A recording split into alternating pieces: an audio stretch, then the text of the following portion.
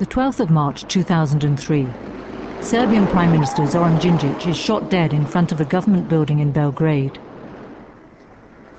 Exactly 6 months later, the Swedish Foreign Affairs Minister Anna Lindh was stabbed to death while shopping in Stockholm.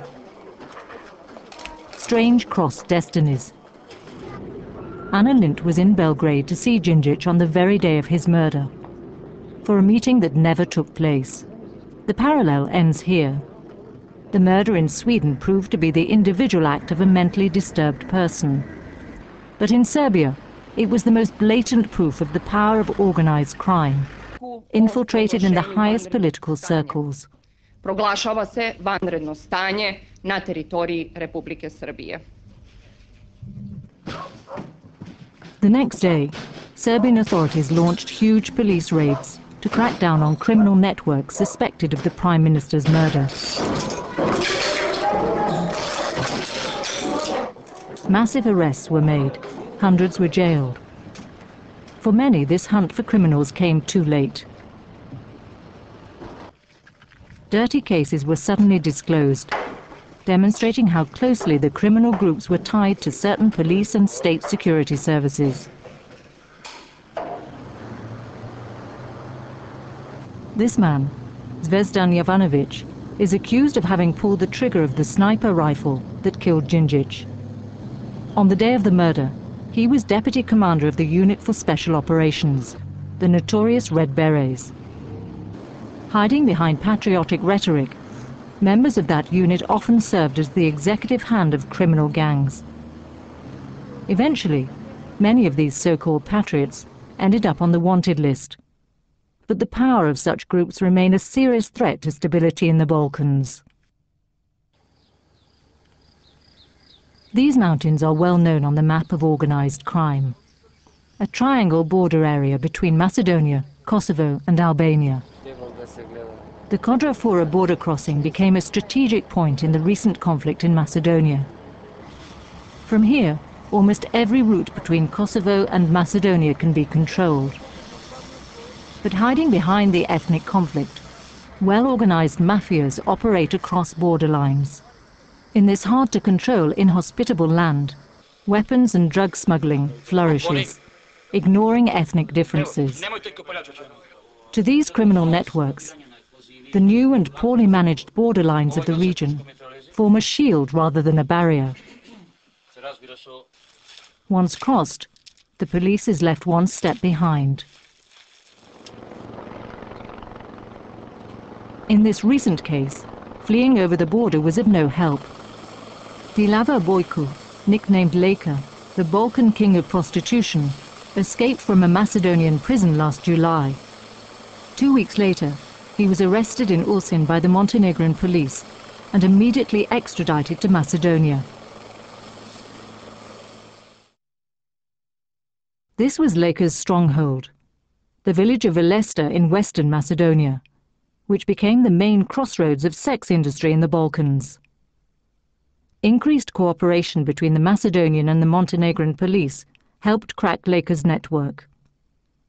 But according to a recent report released by the Stability Pact for Southeast Europe, traffickers are quickly changing their methods to keep their lucrative sex business going. Trapped girls can't be found openly in night bars anymore. They've been moved deeper underground to secret private locations, far from the public's eye. Balkan countries, which up to now were transit routes, are increasingly becoming final destination countries or victims. The 31-year-old Marina is one of them. She awaits her return to Ukraine in the safe house for trafficking victims in Belgrade. Like many other victims, she left her home after being promised a better paid job. Upon arriving in Belgrade, instead of getting a job, she became the private slave of the man who offered her work.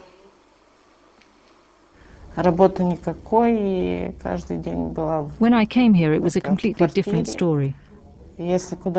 Contrary to what he'd promised me, there was no job, and the answer was always, "We'll see tomorrow."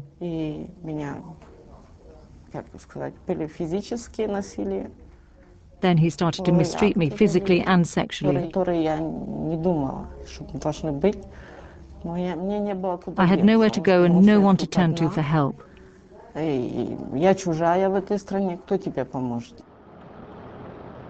Apart from inflicting the most horrible violation of basic human rights in the case of sexual exploitation, organized crime also provokes huge financial damage to the countries concerned.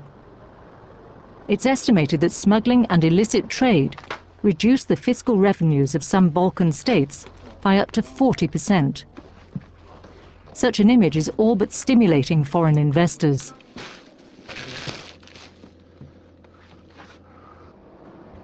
At the same time, crime is blocking reforms from within because it's in its interest to keep the public sector inefficient. Well aware of the urgent need to act at regional level, Balkan countries are stepping up their common fight against crime, strongly encouraged by the EU and the Stability Pact.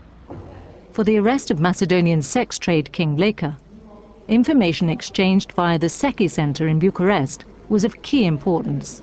Customs and police officers from 12 Southeast European countries work together under the same roof. But joint police actions are just one step. Criminals must be brought to court on solid legal grounds. Leka is now under trial in Macedonia. That wouldn't have happened without the extradition agreement between the two countries. Many other criminals still benefit from the lack of legal cooperation between neighboring countries. Political will is needed to push for common legal standards. Under the auspices of the Stability Pact, the Sarajevo Declaration was adopted in October by the Ministers of Justice of Southeastern European countries, gathered in the Bosnian capital. In signing this document, they align themselves to the UN Convention Against Organized Crime. This initiative means a lot for the Republic of Croatia. As you know, Croatia is a small and not very wealthy country. In the struggle against organized crime, the global kind in particular, we can't achieve anything on our own. Therefore, we need the support of the international community, not only financial help, but also advisory assistance. You can't fight organized crime on the local level. Cooperation with other countries in the region is enormously important for the successful crackdown on crime and corruption. Those two phenomena behave according to the domino theory and the communicating vessels principles.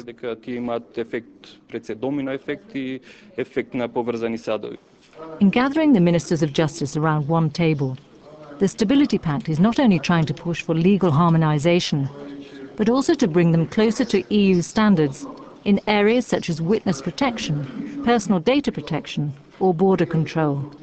We have ministers of justice reporting on national implementation. So that is, for us, the most interesting part of this meeting. I said before that it's to national authorities to take action. So we listen today what they can report us. The Stability Pact Brussels has made a diagram where we have tried to make an inventory of all the national responses. Another thing is the need to develop a system of witness protection and the appropriate legislation. It's an important judicial instrument in order to have a successful outcome and epilogue of trials and actions against organized crime. The next thing is personal data protection, in order for us to be a credible partner for cooperation with EU countries, and particularly with Europol. Europol's main job is police coordination and information exchange at EU and international level. Full cooperation of the Bucharest SEESAC Center with Europol can't start yet, due to the lack of appropriate laws on data protection in some Balkan countries. As long as these laws are not in place, Europol and other agencies will hesitate to share intelligence, fearing it might end up in the wrong hands. Legal change takes time. To make things move faster in urgent situations like human trafficking, the Stability Pact has launched an initiative to provide immediate help. The aim is to issue temporary residence permits to the victims. This should clarify their status in the country where they ended up. Many of them were considered illegal and expelled to their home country after they were found by the police. A second unnecessary trauma.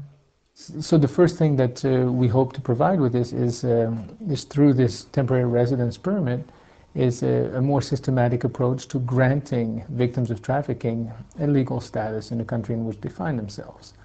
And then if the victim then goes through the prosecution, then this temporary residence permit could be extended for the period during which she would find herself in that country. In some countries like Albania, outside help is clearly needed to fight against criminal networks.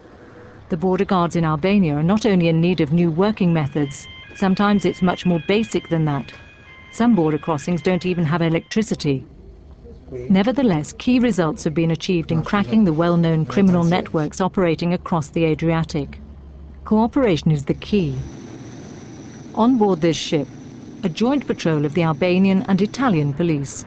Since 1997, the two border guard services have worked side by side. Visible results. These boats were all seized at sea, once owned by smugglers. It's exactly this type of cooperation that the EU and the Stability Pact would like to see among all Balkan countries. If the Adriatic smuggling route is now much less popular in criminal circles, one thing is sure: another route is being planned.